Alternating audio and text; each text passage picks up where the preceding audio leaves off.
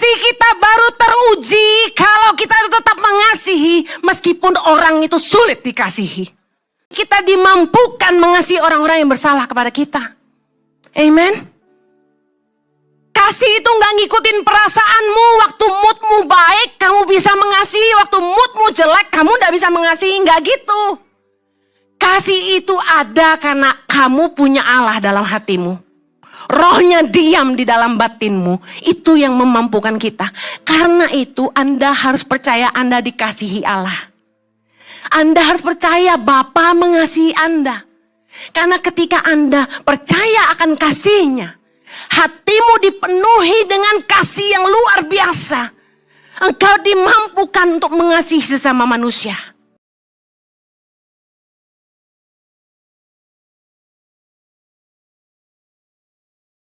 Bapa, terima kasih buat kasih-Mu yang tidak ada duanya dalam hidup kami.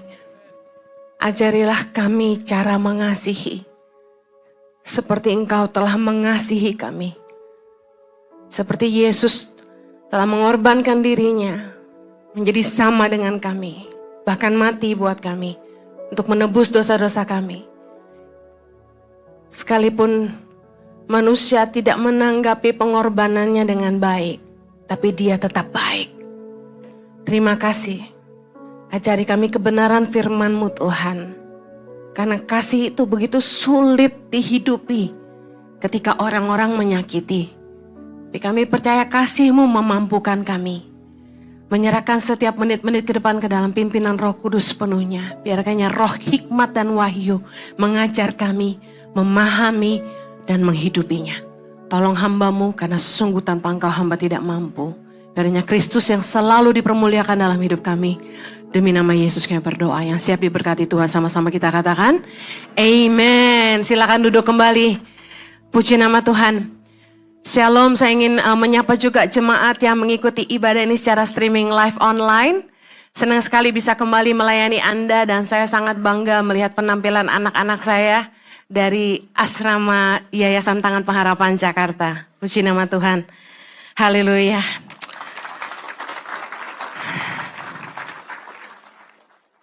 Kalau Anda tahu dari mana mereka berasal, Anda akan ikut menangis bersama saya, ya. Dan Tuhan sangat baik. Hari ini saya akan khotbah tentang kasih yang teruji. Sangat mudah bicara kasih. Bahkan orang Kristen suka ngajarin kasih. Tapi kasih itu baru terbukti kalau kasih kita itu diuji. Yang mengerti katakan amin. Jujur banyak orang Kristen gagal menghidupi kasih, termasuk orang-orang yang menyebut dirinya sendiri hamba Tuhan. Itu kalau udah disakiti, dihianati, dilukai, dikecewakan, merasa tidak dihargai, udah kasih hilang, lenyap, bersayap dan hilang di udara. Saya menyaksikan dengan mata kepala sendiri dan pribadi juga menghidupinya bahwa mengasihi itu nggak mudah. Hal tersulit di dalam mengasihi adalah ketika kita harus mengasihi orang-orang yang sangat menyakiti kita. Tapi kasih kita baru teruji kalau kita itu bisa mengasihi justru orang-orang yang telah berbuat jahat, yang telah menyakiti kita. Matius 5 ayat 38 sampai 39 kita akan banyak belajar dari Yesus tentang kasih. Karena Yesus enggak cuma mengajarkan, tapi dia menghidupi. Katakan amin. Ayat 38 sama-sama. Kamu telah mendengar mata ganti mata dan gigi ganti gigi. Tetapi aku berkata kepadamu, janganlah kamu melawan orang yang berbuat jahat kepadamu. Melainkan siapapun yang menampar pipi kananmu, berilah juga kepadanya pipi kirimu. Coba gampar pipi kanannya pelan-pelan aja.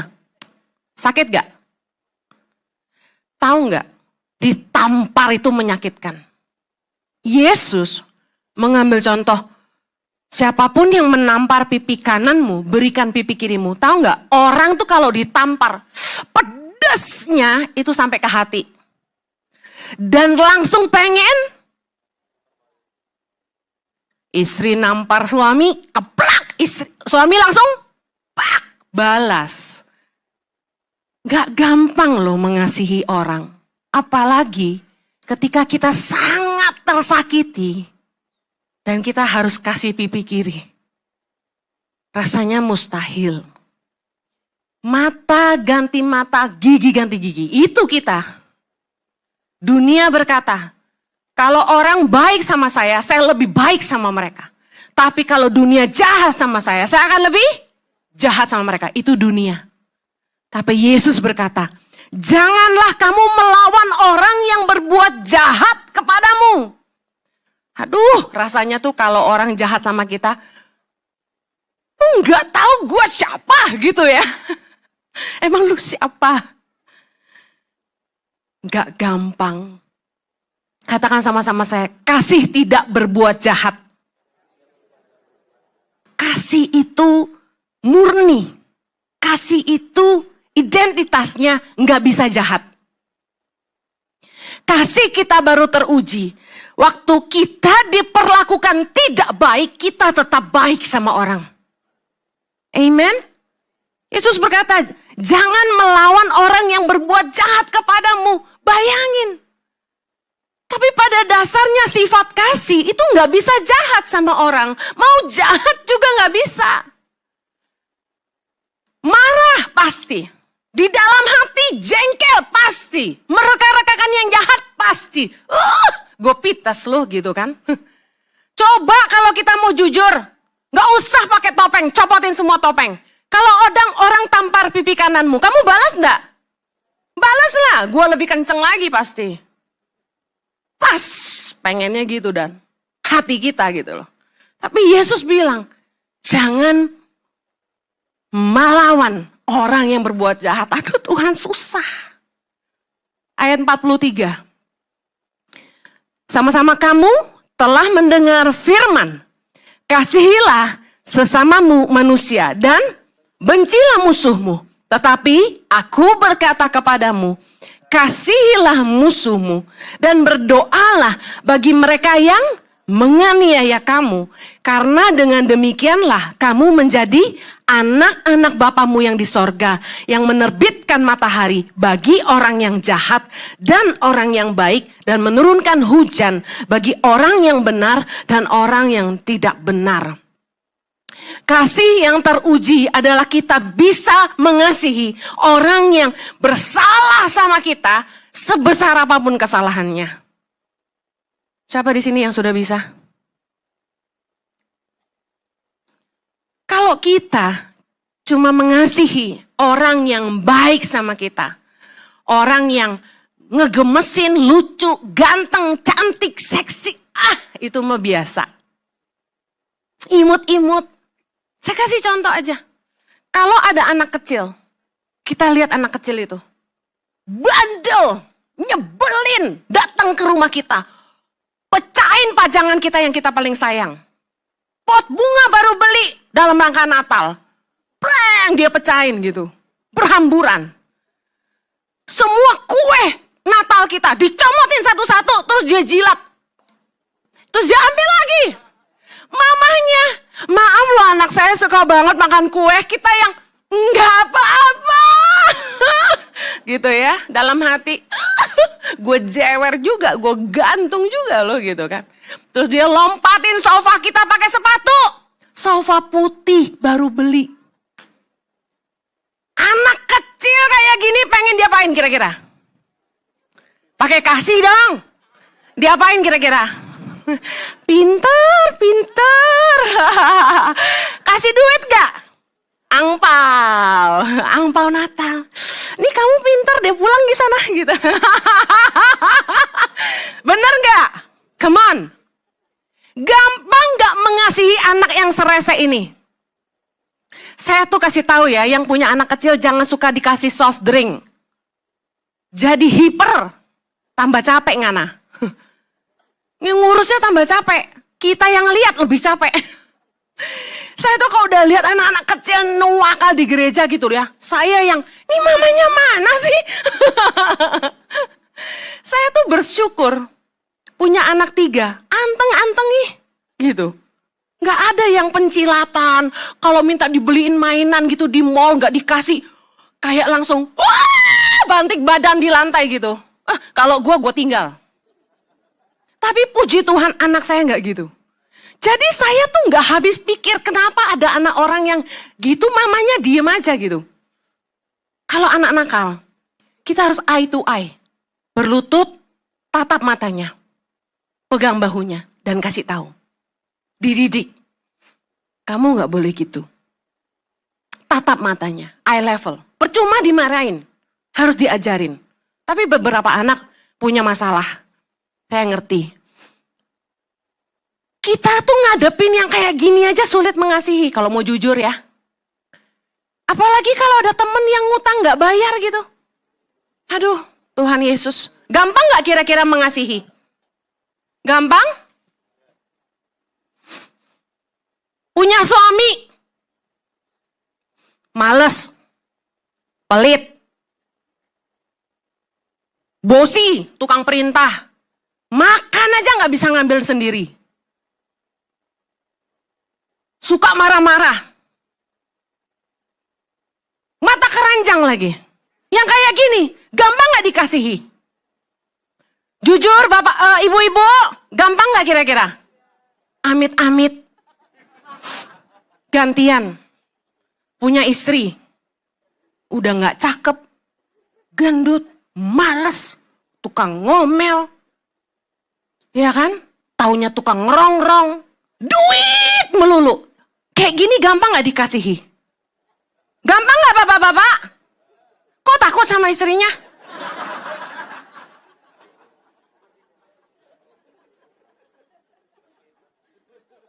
Aduh. Tetapi kasih kita baru teruji kalau kita tetap mengasihi meskipun orang itu sulit dikasihi. Matius 5 ayat 46, Yesus berkata gini, apabila kamu mengasihi orang yang mengasihi kamu, apakah upahmu? Bukankah pemungut cukai juga berbuat demikian? Dan apabila kamu hanya memberi salam kepada saudara-saudaramu saja, apakah lebihnya daripada perbuatan orang lain? Bukankah orang yang tidak mengenal Allah pun berbuat demikian?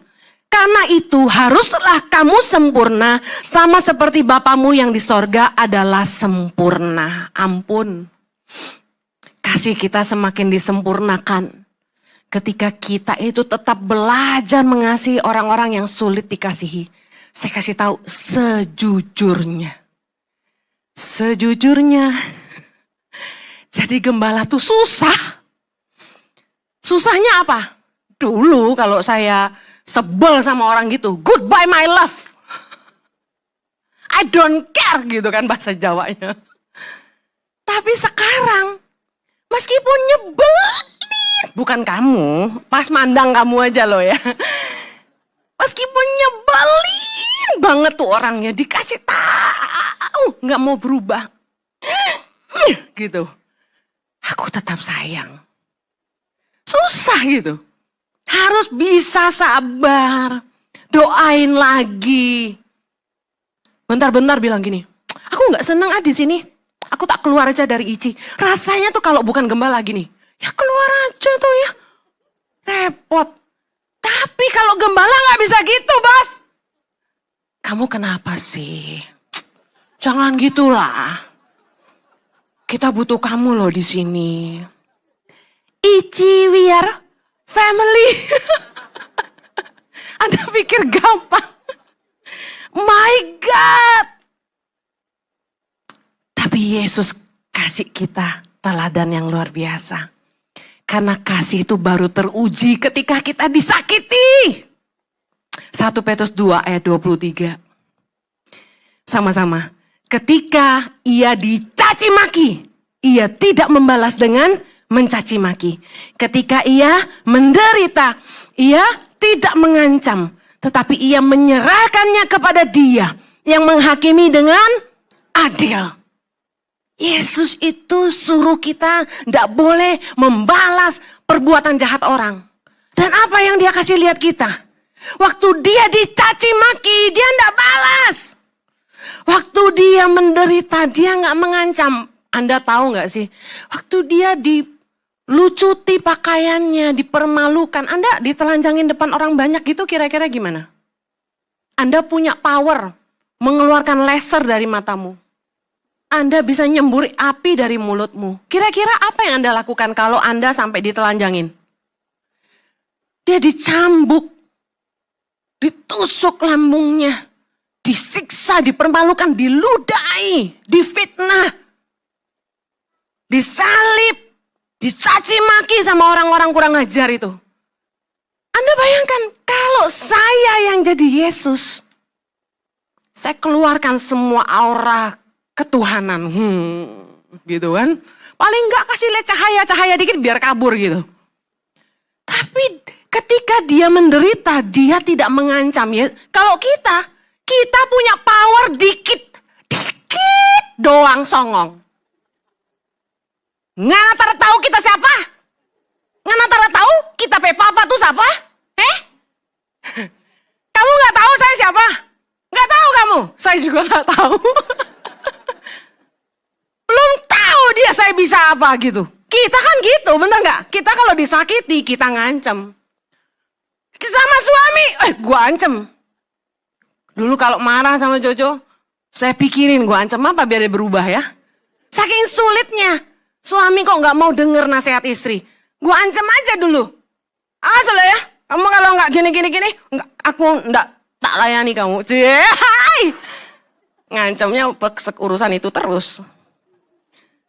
Yesus dia menderita, dia tidak ngancam. Tapi dia menyerahkan kepada dia yang menghakimi dengan adil. Kasih Yesus itu teruji ketika dia tergantung setengah mati di atas kayu salib. Caci maki nggak keluar. Ancaman nggak keluar. Apa yang keluar? Kasih dan doa buat mereka yang bersalah. Yesus itu kesakitan aja, kecewa aja, sakit, menderita aja. Masih mikirin keselamatan umat manusia. Lukas 23, 34 berkata, Yesus berkata, ya Bapa, ampunilah mereka. Sebab mereka tidak tahu apa yang mereka perbuat. Bayangin. Coba bayangin. Tak marahin. Orang sakitin kamu.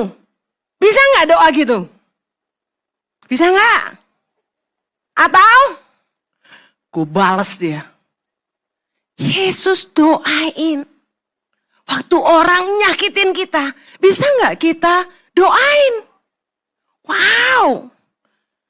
Kalau Anda mau sembuh dari lukamu, kalau kamu mau sembuh dari kepahitanmu, ini loh teladan Yesus. Dia berdoa buat orang-orang yang bersalah kepadanya. Powerful banget. Ini loh kasih. Kasih itu mengampuni orang yang bersalah. Saya tuh disakiti orang banyak. Saya juga nyakiti orang banyak. Sama-sama lah. Tapi satu kali, saya punya staf yang sangat melukai saya. Sampai omongannya tuh loh, terekam di alam bawah sadar saya. Kata-katanya jahat sekali gitu. Heran saya, selama dia kerja tuh dia baik gitu. Tapi ketika mau berhenti, keluar aslinya. Kata-katanya itu penuh dengan kata-kata nista.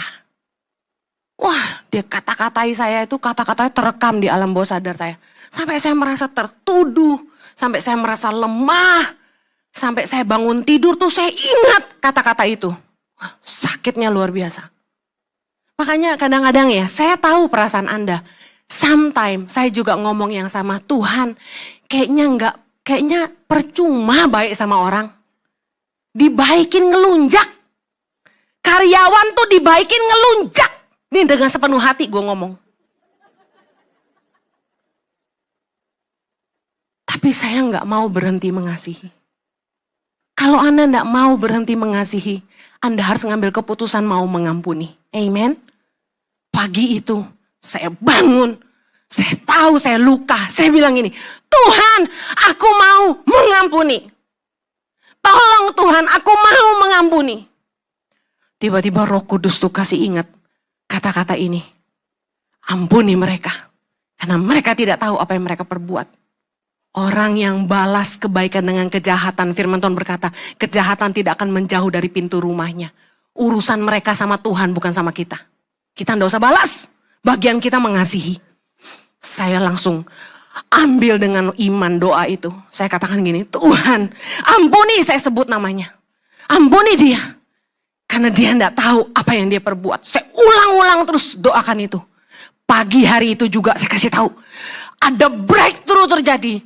Tiba-tiba kayak toilet di flush. Boom. Tuhan itu seperti membersihkan alam bawah sadar saya. Sampai hari ini saya tuh lupa dia tuh ngomong apa sebenarnya sampai saya terlukanya sampai begitu. Saya nggak bohong sama Anda. Ini kesaksian nyata.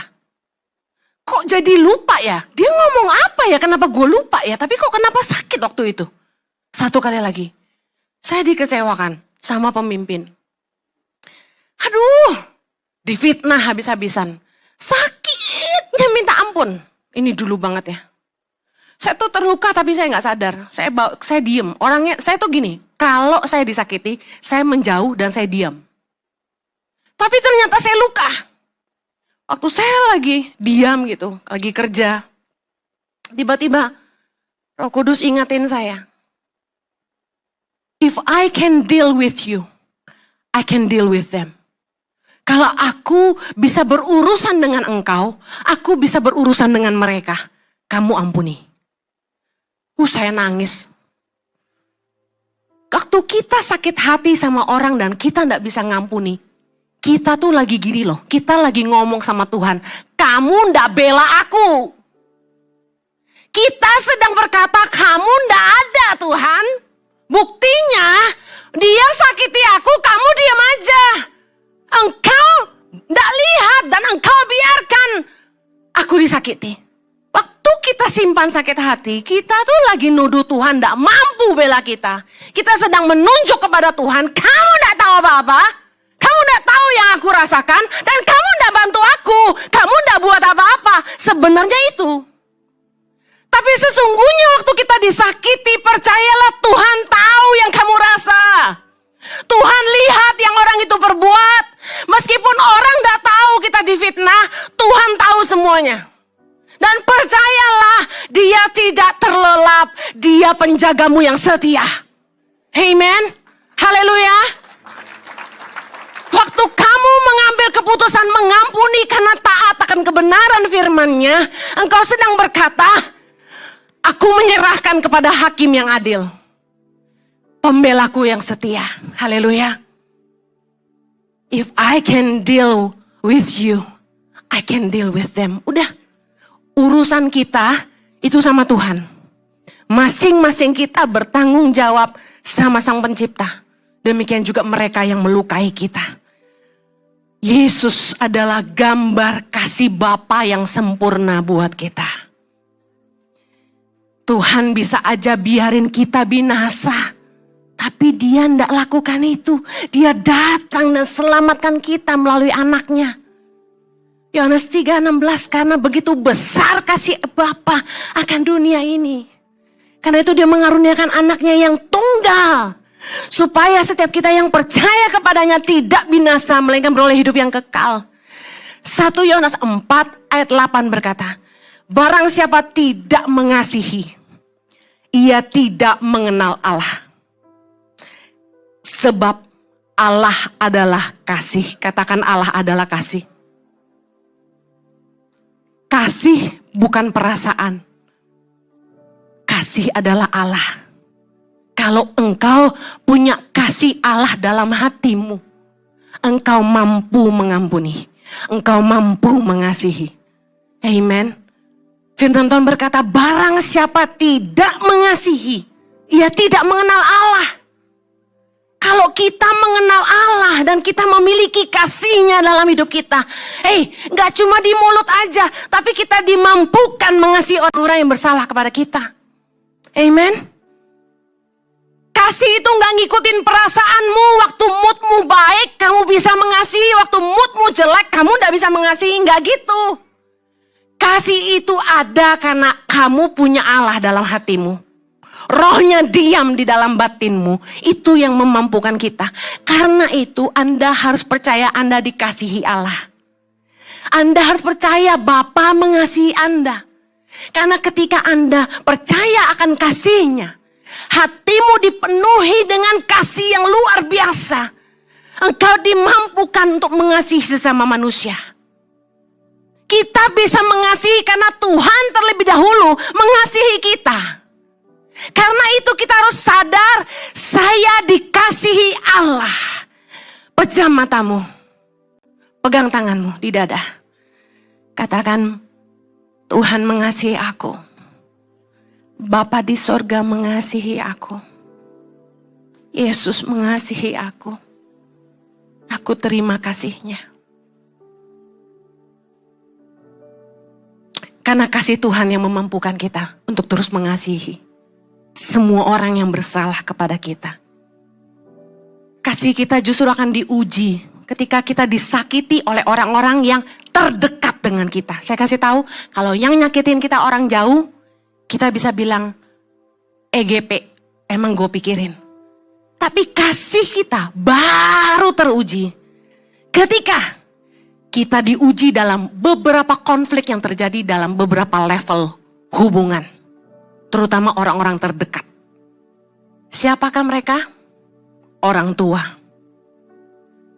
pasangan, saudara sekandung, ipar, mertua, sahabat, pemimpin, orang kepercayaan. 7 level hubungan ini akan Tuhan izinkan menjadi alat penguji kasih dalam hidup kita. Pernah nggak Anda dikecewakan sama orang tua, sama pasangan, saudara sekandung, disakiti ipar mertua, sahabat, pemimpin, orang kepercayaan? 7-7-nya saya sudah. Kasih membuat kita mampu mengampuni. Itu saya alami. Saya teringat Raja Daud. Raja Daud itu diuji dalam 7 level hubungan ini juga. Dia tidak diakui oleh orang tuanya. Dia direndahkan oleh kakak-kakaknya. Dia bahkan ingin dibunuh oleh mertuanya yang juga rajanya, yaitu pemimpinnya. Daud direndahkan oleh istrinya Mikal. Daud juga dikejar-kejar ingin dibunuh oleh anak kandungnya sendiri, yaitu Absalom. Bayangkan, wow. Dengan Jonathan dia tidak terluka, tapi Jonathan mengasihi dia. Tapi dalam 6 level hubungan lainnya, Daud disakiti. Kita lihat respon Daud.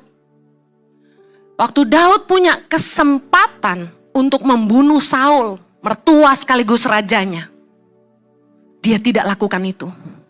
Di padang gurun En-Gedi, kalau Anda ke Israel, kita kebiasa ke En-Gedi. Di dalam sebuah gua ada air terjun. Dikatakan Saul sedang buang hajat. Dan disitulah para pengikut Daud berkata, inilah kesempatanmu karena Tuhan telah menyerahkan dia ke dalam tanganmu. Apa yang dilakukan Daud? Daud bisa aja bunuh Saul saat itu. Daud dikejar-kejar mau dibunuh, bayangin. Tapi apa yang Daud lakukan? Dia tidak balas dengan kejahatan. Meskipun dia selalu dikejar-kejar Saul, Daud memutuskan untuk tidak membunuh Saul. Dalam 1 Samuel 24 ayat 11. Daud berkata kepada Saul demikian, ketahuilah pada hari ini matamu sendiri melihat bahwa Tuhan sekarang menyerahkan engkau ke dalam tanganku dalam gua itu.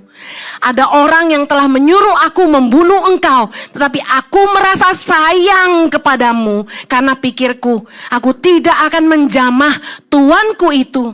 Sebab dialah orang yang diurapi Tuhan. Lihatlah dahulu ayahku. Lihatlah kiranya punca jubahmu dalam tanganku ini.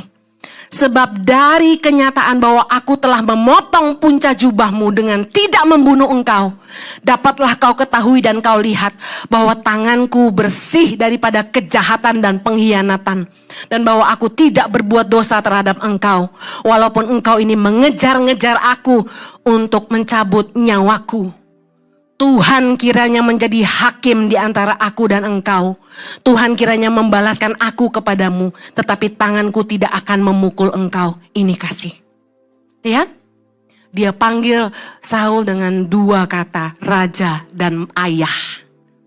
Wow, dia nggak bilang, dasar lo kuntilanak, mata duitan, enggak.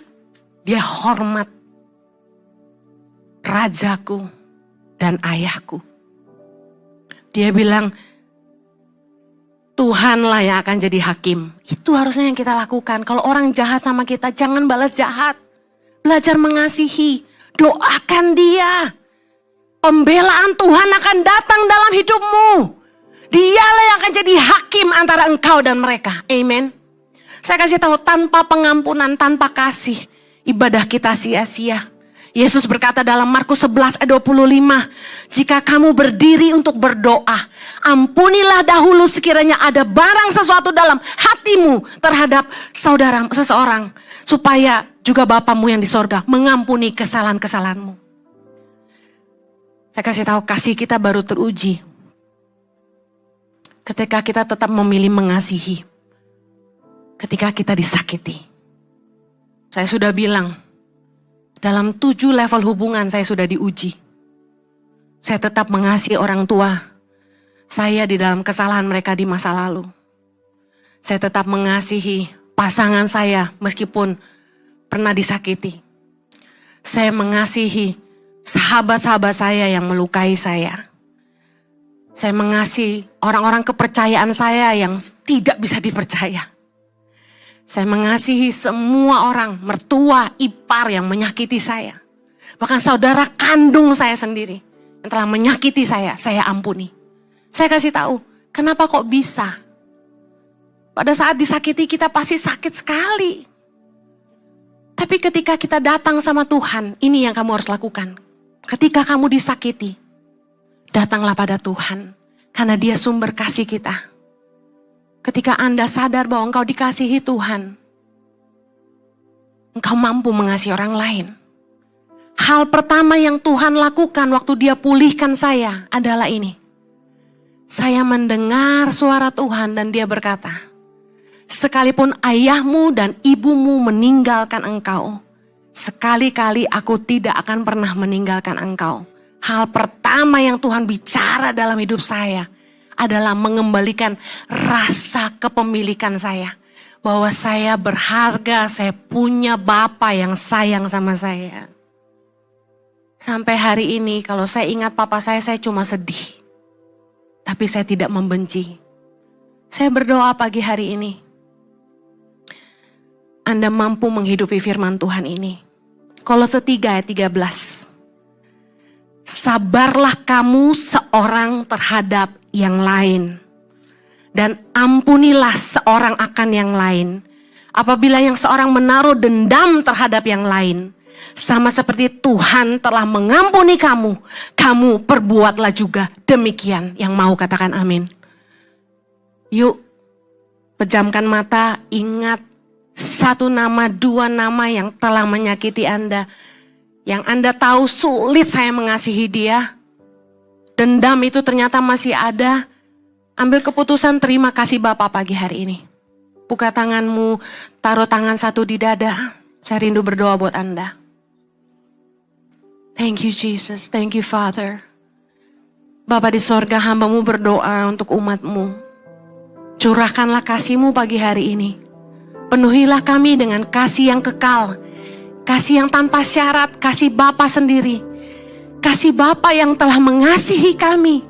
Bahkan mengaruniakan Yesus untuk mati ganti dosa-dosa kami. Kami sadar kami dikasihi. Katakan, aku berharga di mata Tuhan. Tuhan mengasihi aku tanpa syarat. Tuhan mengasihi aku. Tuhan terima aku. Tuhan yang terbaik. Tuhan yang paling mengasihi aku. Tuhan yang paling sayang aku. Mari terima kasihnya, katakan Tuhan mengasihi aku. Tuhan sayang saya. Tuhan sayang saya. Saya berharga buat Tuhan. Saya berharga buat Tuhan. Tuhan kan mati ganti dosa-dosa saya. Bapa sayang saya. Saya milik Tuhan. Katakan aku milik Tuhan. Aku milik Yesus. Haleluya. Mari terima kasihnya pagi hari ini. Terima kasihnya pagi hari ini. Haleluya. Terima kasih Tuhan. Terima kasih Tuhan. Penuhi umat-Mu pagi hari ini. Penuhi Tuhan. Kasih mereka penuh kasih Tuhan pagi ini. Mereka mampu mengampuni diri mereka sendiri. Mampu mengampuni diri mereka sendiri Tuhan. Dan mereka mampu mengasihi orang-orang yang bersalah kepada mereka. Mungkin Anda ada yang kecewa sama dirimu sendiri. Anda pernah buat bikin salah di masa lalu. Mungkin ada orang-orang yang gak tahu apa yang kamu buat. Mari katakan, Bapa telah mengampuni aku. Tuhan telah mengampuni aku. Dan aku mau mengampuni diriku sendiri. Aku mau mengampuni diriku sendiri. Seperti Bapa mengampuni aku. Sekarang ingat nama-nama yang telah menyakiti. Yang Anda tahu mereka ini sulit sekali dikasihi. Ingat wajah-wajah mereka. Katakan, Tuhan aku mau mengampuni. Aku mau mengasihi. Tuhan, yuk mari berdoa. Buat mantan suami, mantan istri mungkin. Orang tua, pasangan, teman baik, atasan, pemimpin. Mari berdoa, katakan Tuhan, aku mengampuni dia karena dia gak tahu apa yang dia perbuat. Aku memberkati dia Tuhan. Aku mengasihi dia Tuhan. Katakan aku mengampuni, aku memberkati, aku mengasihi. Di dalam nama Yesus pemulihan terjadi Tuhan. Setiap luka disembuhkan. Setiap hati dipulihkan oleh kasih Tuhan. Di dalam nama Yesus. Di dalam nama Yesus. Karena kasih-Mu lebih dari hidup Tuhan.